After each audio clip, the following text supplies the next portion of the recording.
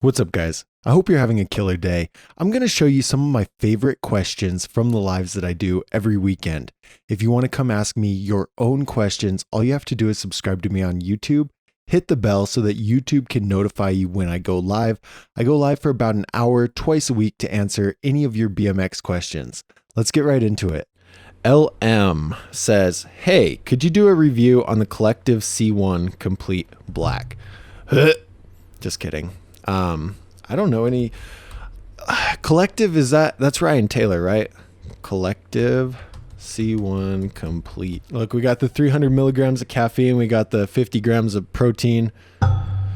Yeah, I don't know how I feel about Collective, but let's look at it. Oh my God. I don't like it already, but let's look. Look, this says the C1 is the highest quality entry-level BMX bike in the UK for the price. Really? Wow, look, it says double wall rims.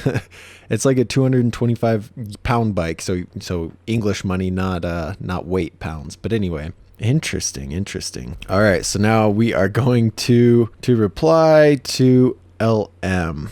I don't know if this is a guy or a girl. I can't tell by the picture, but so we just won't say what's up, man. We'll just say, hey.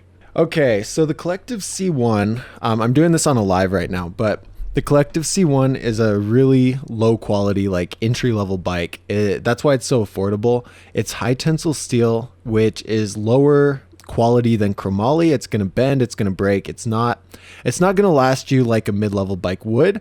So it's going to be okay if you're a brand new rider. But once you start to progress, you start to do like 360s, big hops down drops and grinds like on handrails or even just Smiths. You know, your front axle is probably going to bend on this one, but it's affordable. So if you want to get into the sport, you can get it. However, I'd recommend I think Collective has a higher quality one, right? You want at least tri-moly on the frame, which is chromoly top tube, head tube, and down tube, full high tensile steel. Look, I'll tell you a story real quick. I had a high tensile steel bike. I built a dirt jump. I jumped it. I nose cased the landing, and that front end bent in like this, and I knocked myself out. So either don't nose case. See, and then the video cut out. So now we got to send another video. So either don't nose case the landing or get a higher quality bike. This one, it's not it. Okay. For the price, it's okay. But for real, if you're serious about the sport, you're serious about progression, you should look at a little bit better quality. Aside from that, the specs, it's got a steep head tube angle and it's going to be a really responsive feeling bike. But that really doesn't matter just as you're starting out. So don't worry about that. Worry about the quality and make good decisions. Amiri has a primer park and it's really strong. I have a friend who also got the primer park. He lives in El Paso and it lasted him probably about a year before stuff started breaking. I don't know, man. I was thinking about this because I did a video about this 2022 Sunday line and they have the primer park and the forecaster park.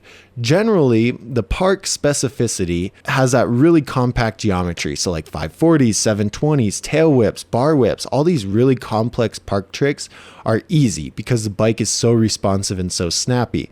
But the problem is that any rider who is riding at that level, getting on a bike like that, those tricks are going to absolutely destroy the bike. So to me, it's counterproductive. You know, it doesn't help you out with like learning bike control and basic foundation, things that you need when you're riding at that level that bike is built for. I don't know. I don't really understand it, but if the primer park's lasting for you, man, good deal. But as you start to progress, it's going to start to break on you and just be ready to do some upgrades. It's not a big deal. Like if you're not breaking parts, you're not riding hard enough. So it's good. Sean's breaking some cranks. It means he's putting in the work. Hawk Vision says, I just bought the 2021 GTT model. Is that a good bang for the price? I was going to pull it up and I just searched Hawk Vision. Hold on. Anyway, so here's my take. Before I even look at the bike, I've never looked at this bike. I stay away from GT reviews for a number of reasons. Most of the time, GT's bikes are going to be significantly overpriced for the quality that you're getting. And the reason for that, in my opinion, is because they're kind of riding off of their popularity that they had at one point. And a lot of either older riders getting back to it or newer riders assume that GT is still as good as it was back in the day, and I don't think that's necessarily the case. There was one bike we looked at, I think it was the Chris Fox signature model, that was outstanding quality. It was a little expensive, but like the price to quality ratio was fair. But then I look at some of their lower end bikes, and it's like a $500 bike without chromoly, and I'm like, no, because you can find full chromoly bikes for for around that price or less than that. So speaking of Dan's Comp, this is where I'm at right now. I love their coupon codes. That was my favorite thing about them. I see a coupon code here, but these pop-ups drive me absolutely crazy. Why do you need my location? Like, I'll tell you my location when I check out. Stop popping up. If you're watching this, Dan's Comp, stop. Please stop. Okay, so let's look at the GT 2021. This is the Brian Kaczynski Team Comp bike. I hope that's the right one. $575. See, and I hate doing this. Like, if you said you were looking at it, I would be a lot more excited to do this, but since you already bought it, like, I hate doing this because you already have the bike, man. It is what it is, whether it's good or bad. Like, you're gonna ride it, you're gonna enjoy BMX, and then you're gonna replace it when you have to. Since you asked, here we go.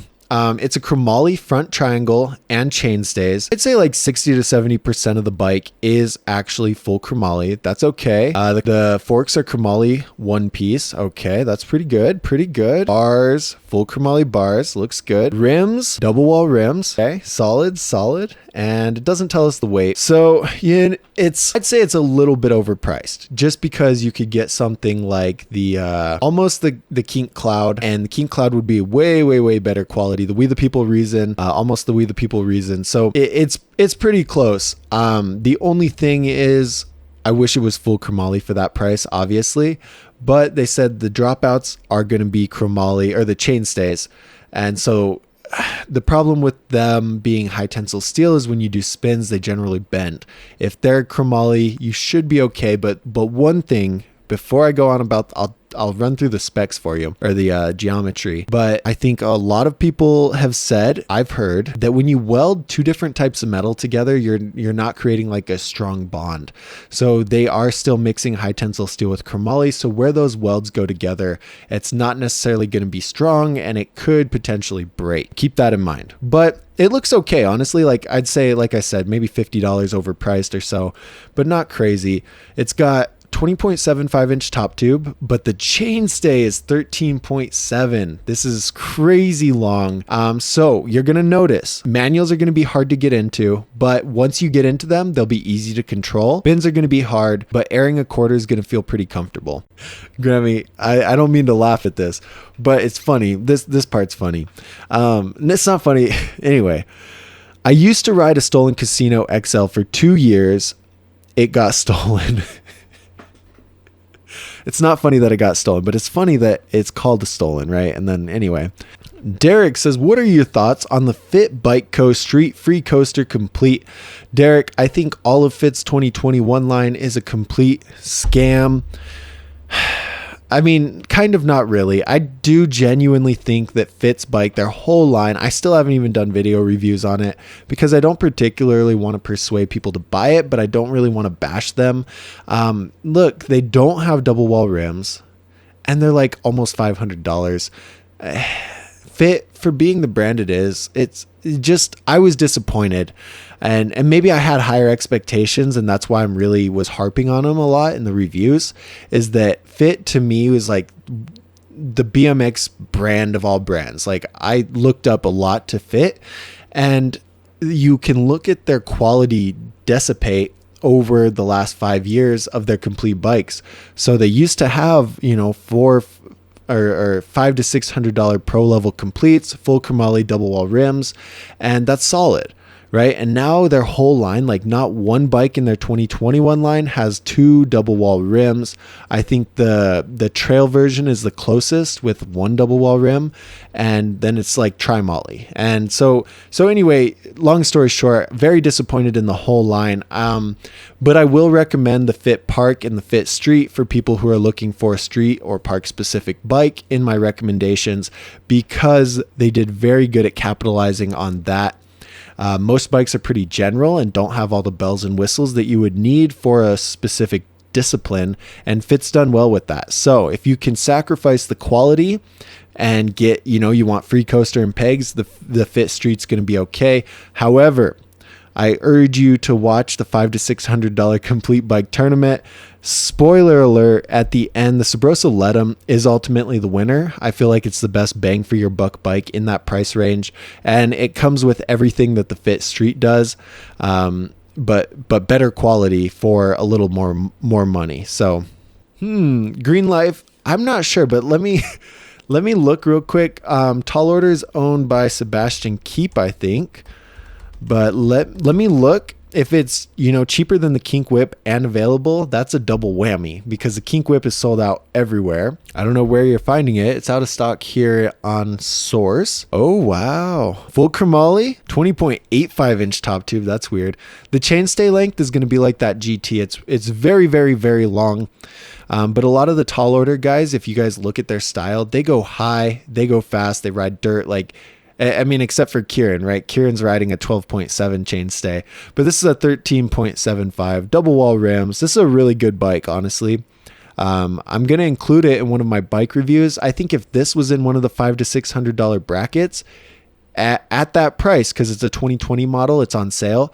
That's an insanely good deal. So jump on that ASAP Rocky, Green Life. Young Caesar. All right, man. He says, do you recommend the Sunday X? And I do.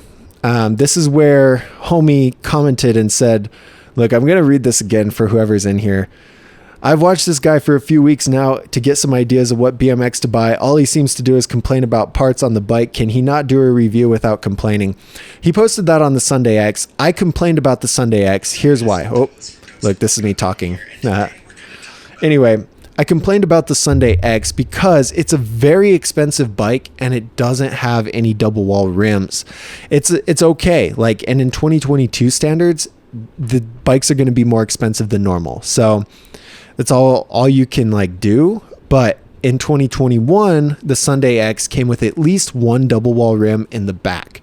And that's the most important place for a double wall rim because when you're spinning, when you're dropping, that's what takes the most impact. So having two single wall rims on a $600 bike is just crazy to me. And I think it's I'm going to complain about that because if I would have bought that when I was 15 or 16 riding at the level that I was, it would have lasted me a few months. So that's the thing. That is the thing. I'm not complaining about the parts. I just kind of want them to do better and not charge so much. I'm going to change it. I'm going to come up with the solution and then we'll see what happens. But anyway, that's beside the point. The Sunday X is solid. Just buy rim upgrades. After you get the X, get some upgrades for your rim, okay? Abriella says, what are your thoughts on the 2020 Kink Whip? I love the Kink Whip. If you can find... Oh, wait. Kink Gap. I don't know where I read Whip. My bad. The 2020 Kink Gap is decent. I'm going to try not to do what Josh is saying that I do all the time. Hey, look, Gabe followed me on Instagram. Thank you, Gabe. You're the best. I figured if I put that up there, people would follow me. But anyway, Abriella, the Gap is okay. It's tri-molly, so it's not full chromoly. And damn, now that Josh said that, I'm always paranoid about saying bad things about the parts. But here's the thing, it's not full chromoly. And I personally have had high tensile steel frames or tri-molly frames that as I start to learn 180s and 360s, the back end bends like this. And so that's just something that's going to happen. For a lighter rider who's just starting out and not doing those tricks, the Gap is a really good deal, and the 2020 model is a really good price. Oh, I forgot to pin your comment. However, if you have the money, get up and get a 2020 Kink Whip. It's going to be a lot better quality and it's not much more expensive. So if you can afford the Whip, get the Whip. The Gap is going to be okay. But the other thing with the Gap that I really like is it has the XL and the Free Coaster version. So the Free Coaster version is cool because it does make it better for street riding. And, free coasters are a free coaster. So it's going to be... There's not many bikes with a free coaster option, and I really like that about the Gap. The XL version's cool for tall guys like me, and yeah, that's really about it though. The 2020 Gap is solid, but if you can afford the Whip, get the Whip. If you can't, you're going to be okay with it, assuming that it's the right size for you. Julian says, what do you think about the 2021 GT Mercado? Didn't we look at this already? Or did I not answer your question last time? Or was it you? No, it wasn't you, Julian. Here's my thing with GT. Okay, maybe I'm totally off base here, but my thought with GT is that they are generally overpriced for what you're actually getting. That's what I told Hawk Vision on the live. Hawk Vision, what do you like do you like the JT? Or Hawk Vision, do you like the GT or no?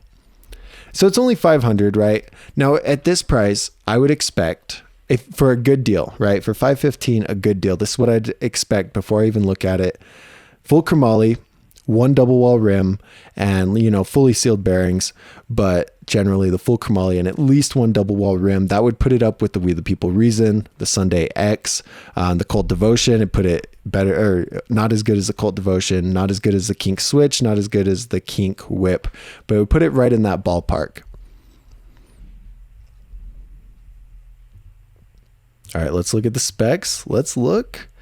Okay, so the frame is chromoly front triangle and top tube, down tube, and seat tube. And so the problem with this is, one, metal is weaker when it's not like the same metal welded together. So welding high tensile steel to chromoly is going to be a little bit weaker, but that's not really the main problem. The main problem is that this part, you probably can't see it, but anyway, this part is full chromoly, but this back part right here is high tensile steel. And I've personally experienced this when you do 360s or spins in general. Okay. You're spinning and your body weight is going one direction, but when that back wheel hits, the ground is essentially pushing it the other direction. So over time, through lots of 360 attempts, that pressure pushes the high tensile steel that way. So the whole back end kind of bends over this way. And it's not, I guess it's not the end of the world. It's kind of shouldn't happen, kind of sketchy, but you'll notice, right? You'll be looking down your frame like this, and you'll notice that the back wheel's off tweaked like that. And that's because it's high tensile steel. So it's not full chromoly.